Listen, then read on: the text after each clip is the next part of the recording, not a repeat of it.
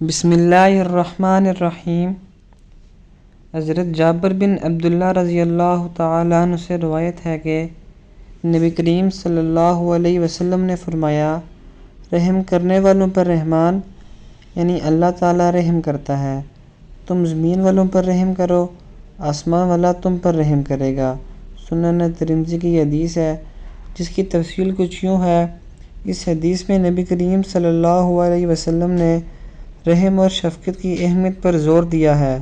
اللہ تعالیٰ کی رحمت اور بخشش حاصل کرنے کے لیے ہمیں بھی اپنی زندگی میں رحم اور ہمدردی کو اپنانا چاہیے۔ اس حدیث کا پیغام نہ صرف انسانوں کے ساتھ بلکہ تمام مخلوقات کے ساتھ محبت، شفقت اور نرمی برتنے پر مبنی ہے۔ اسلام نے ہمیشہ رحم دلی اور عفو و درگزر کو اہمیت دی ہے۔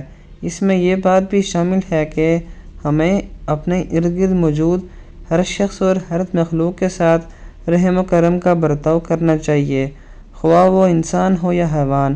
اس طرح کا رویہ ہمارے معاشرے میں امن، محبت اور سکون کی فضا قائم کرتا ہے اور ہمارے دلوں کو اللہ کی قربت عطا کرتا ہے۔ جب ہم دوسروں کے ساتھ رحم کرتے ہیں تو اللہ تعالیٰ بھی ہمارے لیے اپنی رحمت کے دروازے کھول دیتا ہے۔ یہ حدیث ہمیں سکھاتی ہے کہ ہمارے کردار اور اعمال کا براہ راست اثر ہماری آخرت پر بھی پڑے گا، اس لیے ہمیشہ ہمیں اپنے اعمال کو نیکی اور شفقت سے بھرپور رکھنا چاہیے۔